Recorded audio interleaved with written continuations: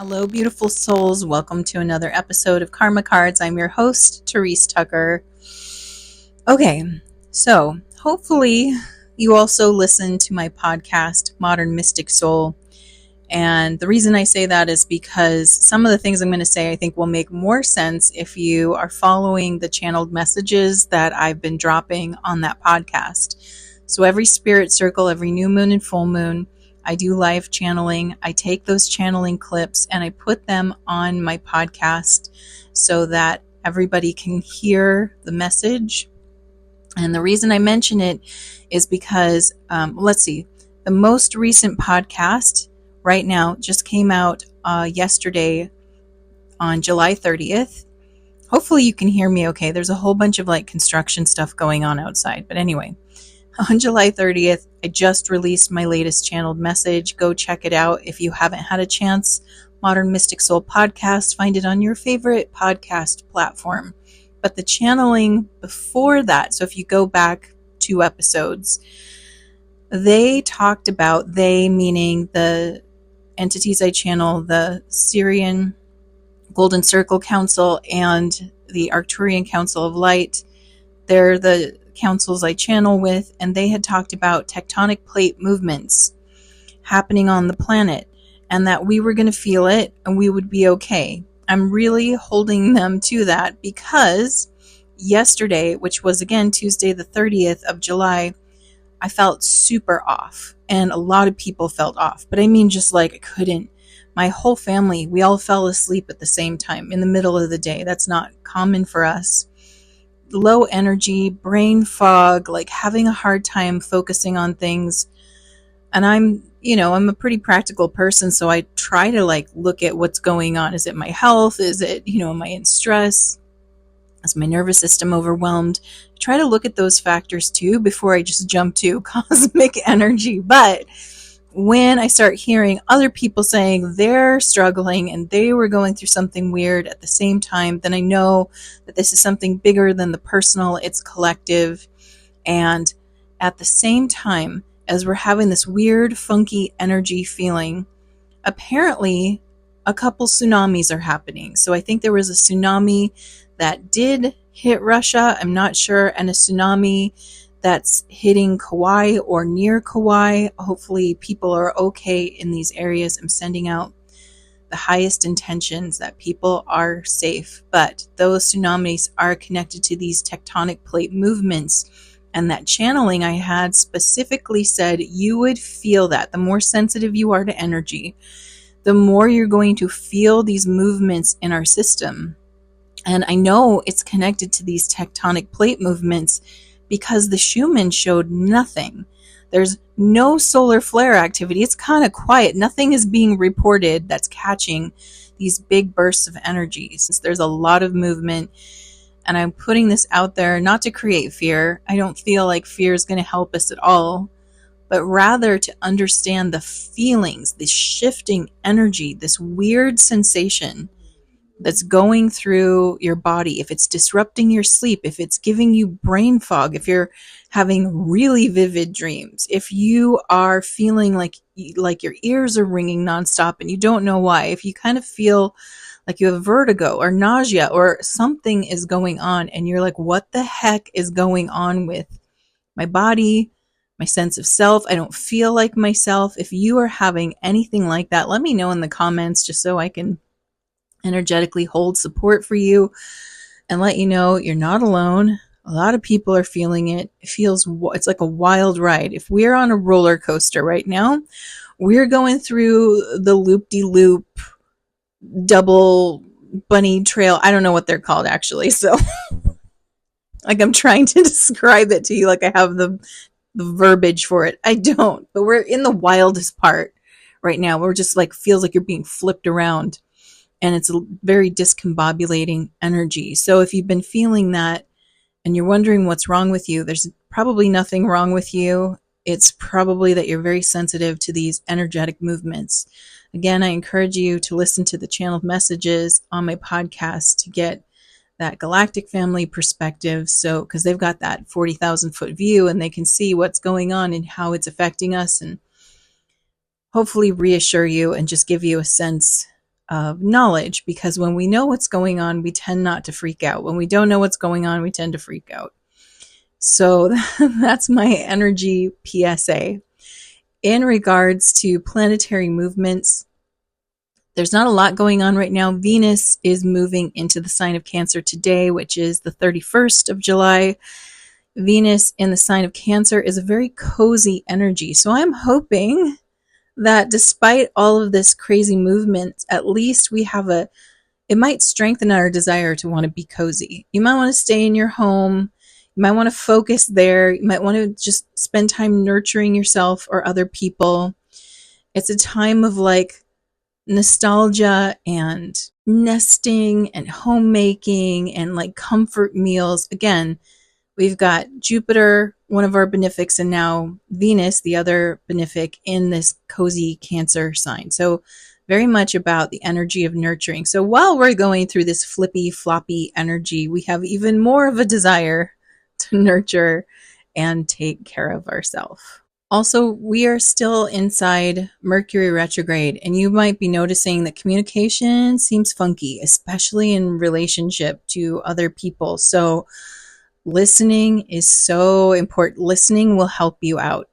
What I've seen during this Mercury retrograde is a lot of like front-loaded ideas. And what I mean by that is like, instead of listening to what the other person's having to say, there's a front-loaded idea that the person is maybe criticizing me, or the person, like there's this front loading before listening that's happening. So a projection, right? That you're judging me, or you're criticizing me, or you don't understand. That kind of thing is happening a lot right now. So what I mean is there's a front load. Before I listen, I project.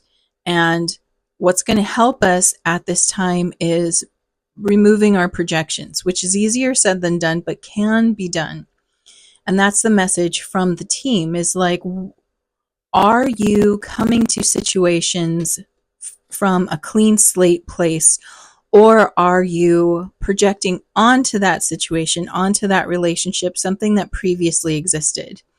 Like bringing, last time we hung out, you were kind of gnarly to the situation, and putting that as the overlay before having this new conversation. So we just want to be aware of that. Be aware of what we're casting. And a lot of times those projections are coming from a place of a need that doesn't feel like it's being filled. Like, I need you to understand me, or I need you to accept me. I need you to appreciate me. I need you to validate me.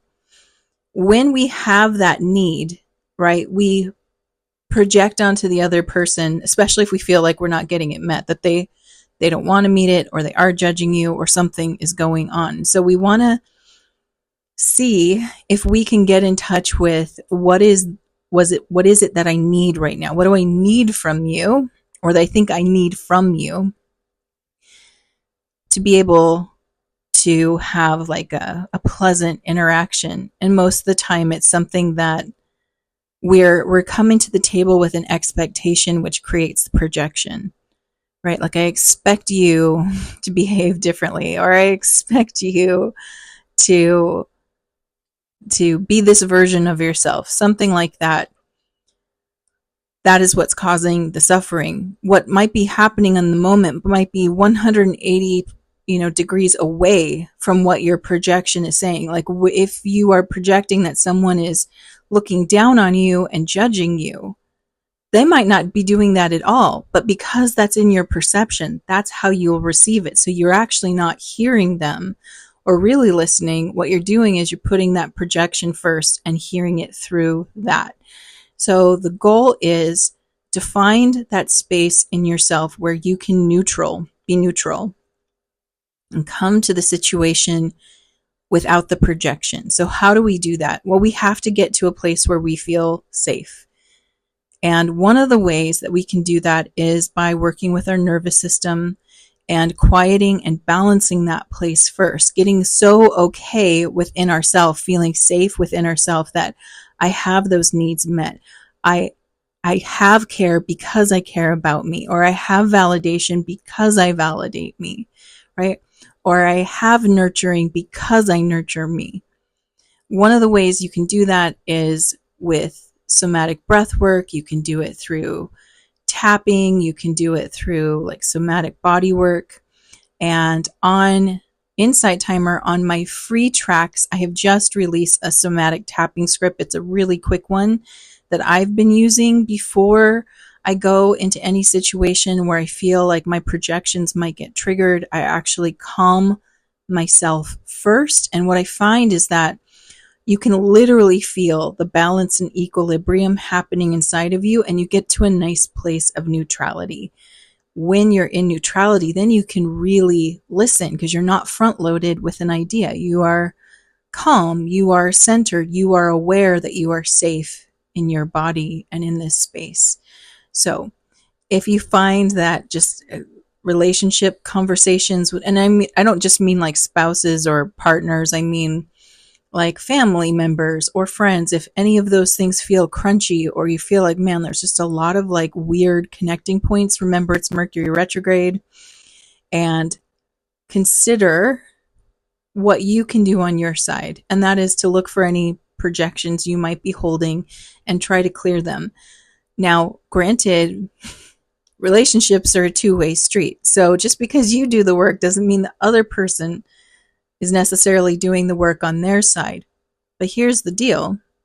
If you're in a neutral space and there's a projection being put on you, you will be able to handle that with grace and ease and realize this isn't about you.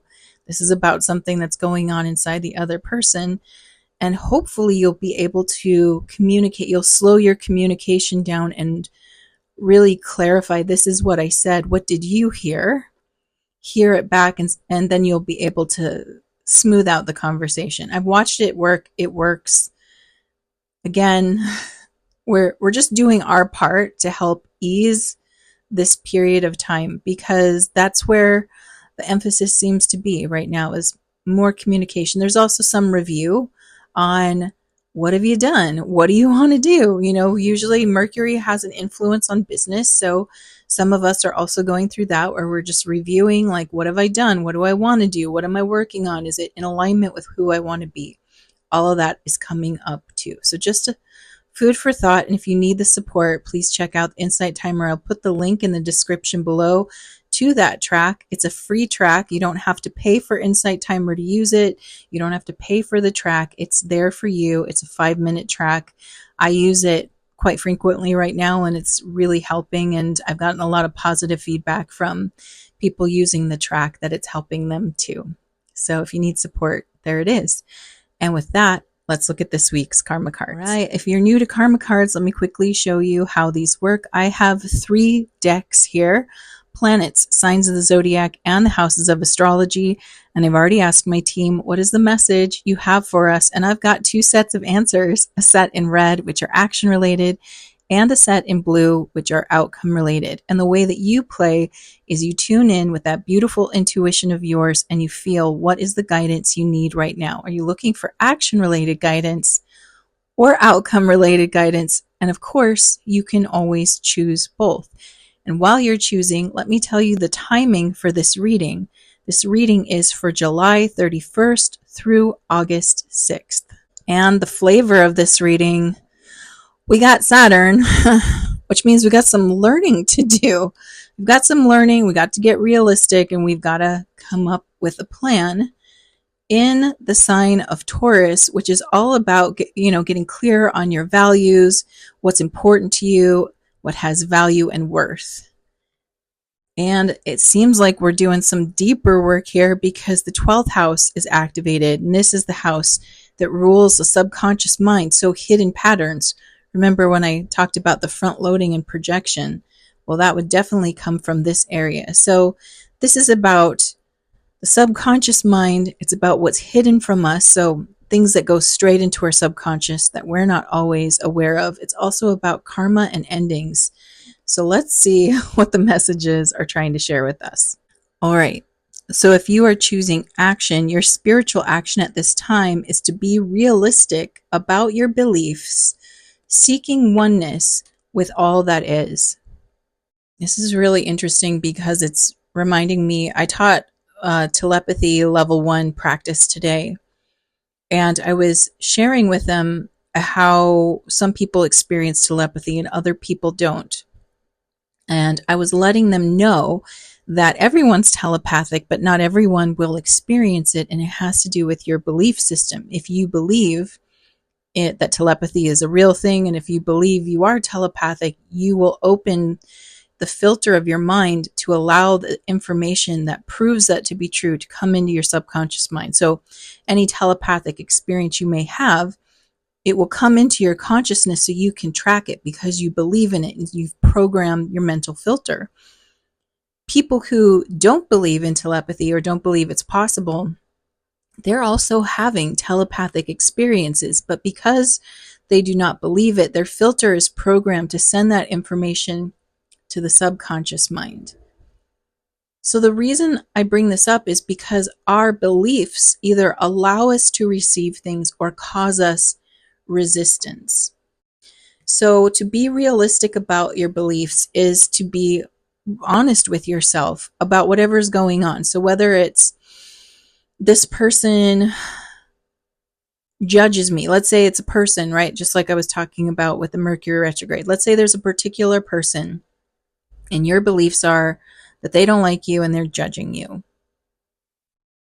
That's the resistance that keeps you only receiving data about when you feel like they've judged you or show efforts towards you that are dislike.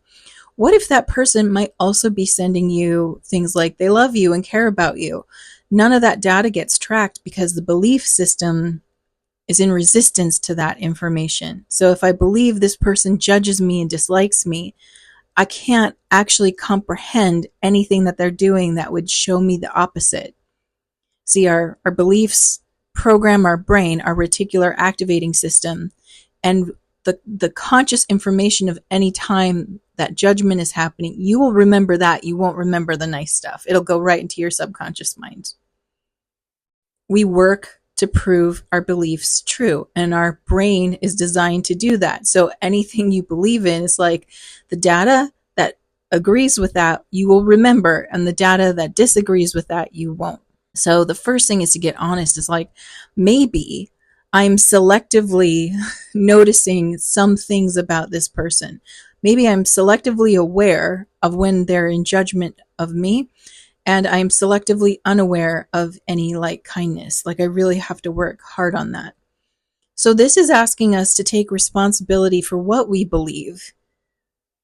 And as we do that, we can clear it. So the minute we understand what our belief system is, as soon as we can accept and get realistic about, I really think that this person's out to get me, right? If that's the belief I hold, then that's what I'm going to seek to prove. And as we get clear about that, we suddenly get the ability now to change the filter. Now we can go, wait, there's more. Even though I notice this person judges me, I also believe that they might love me, right? And the whole idea here is these thoughts where we create projection and we create suffering, we create pain, and we assign it to a person, we're rejecting something else about them. And that rejection creates a division. And if our goal is to recognize that we're ultimately one energy, because we behave very differently when we believe in oneness. If we believe in separation, then anything I do to you, it has no effect on me. But if I believe in oneness, anything I do to you, it does affect me. And then we start being more conscious in our interactions with other people. So the idea here is to investigate your thoughts that keep you in separation and seek to create a sense of oneness with all there is. Meaning, it's not saying that, like, let's go back to the judging person. There's probably judgment there, which is why you picked it up and that's how you designed the filter. So it's not to say that you're wrong or that's not happening. It's just to seek that that's not all that's happening. And as we do that, we expand our mental filter. And if our goal to expand our mental filter is to seek oneness with all there is, it will change our perception of that person, and we will fundamentally change our behavior and work towards unity rather than division. Mental action at this time: be concerned about the costs of philanthropy. Okay, so what I'm hearing about from the team is Philanthropy in this case, what they're talking about is the giving with no expectations of receiving. And what's the cost of that is the ego. Because the ego is going to want to know what's in it for them, right? That's just the way it's designed. It's about you. It's about taking care of you. That's its job, right? It wants to make sure your needs are met. And when we try to practice philanthropy,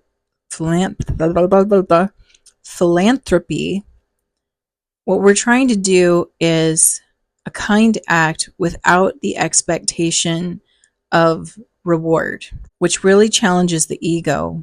I think what they're trying to get us into is thinking about, what does that look like if I'm not doing it for any other reason than it's the right thing to do? If I'm not doing it because it gives me virtue or guarantees me a spot in the good place, or they might do something nice for me. I think the ego has a hard time with this, and it creates a breakdown in energy. I just feel like it's a call for us to look at where we're being philanthropic. And it's not just like philanthropy. Oftentimes I think it's associated with like giving money to a cause. That's not what it is. It's just anytime you are doing something for a person purely for the sake, because it's the right thing to do, and not because it makes you look good or guarantees that they'll treat you better or gives you afterlife points, but just because it's the right thing to do. That's not something that's really talked about a lot in the world at large. Oftentimes there's sort of what they call moral desert attached to it, meaning if I do this, I get into heaven, or if I do this, I'm a good person, right? And it's like, what you need to like figure out how to detach all of that and just do it because it's the right thing to do. Something for us to think about. It wants us to like really spend some time pondering that idea. All right, physical action. You must wait before you can use the most direct way and keep your involvement hidden. This isn't really for us to have like a big discussion about. Like, again, it's more like this is a period where we're meant to ponder it and really think it over. Anytime you do use this philanthropy, it really is about, it's just the right thing. How do I do it without getting my ego involved? How do I motivate myself without having a reward or, getting the gold star? We're in a pondering period right now. So it's part of the review that we're going through. By the way, Saturn is in retrograde at this time, which talks about review. A few planets are in retrograde. Mercury, Saturn, Neptune, Pluto, all of these are in retrograde. So we're in this deep review process. So it's getting us to kind of think about our moral foundation as we're in this period of time. And it's not really about reassuring the ego, which the ego is going to want. I mean, as soon as you start doing this, the ego is going to ask you all sorts of questions like, well, aren't I a good person? And shouldn't that be acknowledged? And what if I'm motivated by knowing I've secured a spot in heaven or the good place or wherever I'm going, right? What's wrong with that? I think that comes up, like the ego is just going through its moment where it's trying to justify its position, and I feel like that creates that sort of moral quandary area. And so this is like, it's like a very philosophical period. This is a very philosophical week according to these cards. That's basically what I'm trying to get to right now. All right, so now let's look at outcomes with Saturn in Taurus in the 12th house of the subconscious mind. The spiritual outcome at this time is the maturity that brings resources to maintain your faith. So it is a philosophical time, but it looks like it's spiritual maturity time, which is always good. It's always good to spiritually mature. That means we're progressing in the right direction, right? Ascension is the graduation into the next level of consciousness. So we do have to mature. We've got to show that we get it when we move up in these levels. So maybe there's a big up leveling happening right now. We're in our philosophy class, right? We're focusing on morals and ethics and all that good stuff on a soul level. Mental action at this time, caution regarding the practicality of hidden tendencies. I just keep hearing about the whole projection thing again. They're kind of bringing it up here. So remember, we create these projections to protect ourselves. So the feeling of this person's judging me and I have to always put that ahead of everything is simply a form of self-protection. Maybe we got harshly judged by them. Maybe we get harshly judged by them a lot. And so therefore we feel like it is much safer for me to hear this through the lens of you're judging me so that I can guard and protect myself. We got to be careful with that at this time. Like they said, it's like you got to work on that. You got to be honest with yourself about how you're perceiving the situation. What is there a lens? Is there a story? That's a good one. Is there a story I'm putting over the situation? In fact, that's a great way to approach things. What's the raw facts of the situation and what's the story, right? So I could say the raw facts of this situation right now are it's a Wednesday. I am recording my karma cards on this computer. It's hot. And there are people working on my house. Those are the raw facts. The story might be that I'm too exhausted to do this, or it's too hot to do this, or it's too loud to do this, or nothing's really making sense. You see what I mean? Like there's the overlay that I could put on top of it, right? And if I fell into that, I wouldn't be recording these cards. All of those thoughts act as a deterrent for me moving forward. Whereas if I just stick to the facts are the facts. That's what I'm doing, right? So we want to break down situations like that as much as we can. What's the basic facts of the situation? What's the story? Like if you're talking to someone and you find out that they're like politically not aligned with you, are you able to stay in the facts, or are you going into the story that because they're on this other side of an idea or a cause or whatever, that they are this type of person and they are judging you for that and blah, blah, blah, blah? Or are you able to be like, I'm actually having quite a pleasant conversation with another person who disagrees with me in one area of life, and yet we're having a great conversation? Or does your brain start to melt down and you go into a projection and a story and deciding things about them that you don't actually know? This is a good reminder to keep that in check. And a way you can do that is, what are the absolute facts and what's the story I'm putting on top of it? And the physical outcome at this time is limits imposed resulting from the productivity of large institutions or overwhelming events. I feel like this is talking about those tectonic plate movements that I started this episode with. There's stuff happening. So the 12th house talks about the large scale, the collective, right? So there's large energy movements. These movements have been productive. I mean, it's not the kind of productivity I want to see. I don't want to see tsunamis and stuff like that, but it is saying that there's movement happening and it's creating literally big waves. And we're feeling them in our system, and it's going to feel like a disruption. Yesterday it felt impossible to do anything.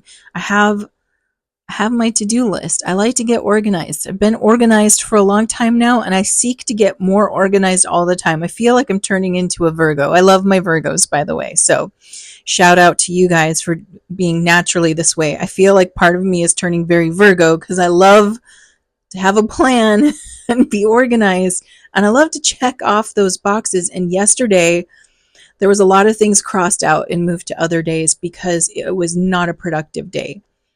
These movements are so big and so heavy energetically, not necessarily heavy in a negative way, but heavy movement, big movement, creating a sense of limitation in your own life. So if you feel like I'm not getting things done the way I like to get them done, I don't feel like myself, I feel really like I've been through the ringer, like I'm sleeping at night, but I'm tossing and turning because there's just so much going on. My dreams are so vivid. I feel like I'm working there. these are all the things that are like the big, large scale movements going on, and they're very productive, and it's creating a limit within ourselves. There's like only so much you can take. It's like the energy gets used at the periods of time where you don't feel like it should be. Like when we're resting or sleeping, that's not when energy should be used. That's when we should be storing it up. And I think we're spending some energy in our sleep. That's just the intuitive hit I get. That might cause some frustration. It's causing a little frustration for me, but we got to ride the wave, right? We really do have to just understand that this is a movement going through us. It's limited. It's got a time period that it's doing it in. It's not forever.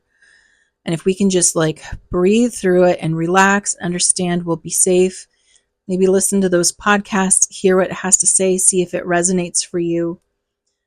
This period of time is weirdly philosophical and very much like, where can I take responsibility? Where can I expand my awareness? And where can I grow? And that can feel like heavy lifting too, right? So that might be the energy expenditures. You're just really going deeper into some patterns, beliefs, and behavior and trying to unpack them and sort them. And that can take a lot of energy. So if you feel limited at this time, it's not really a failing. It's just part of the period of time. And try not to resist it. If you can rest, let yourself rest. If you're doing the work and mentally unpacking, recognize that you're doing a good job. This is not easy. Tests are never easy. Getting to the point of graduation took a lot of work. And Saturn is a planet that likes us to work. So we got a little work this week. It's mostly on the mental plane. Just look at those stories and projections. See if you can break apart the fact from the story. And with that, I am sending you so much love and good sleep vibes if you need them. All right, see you next week.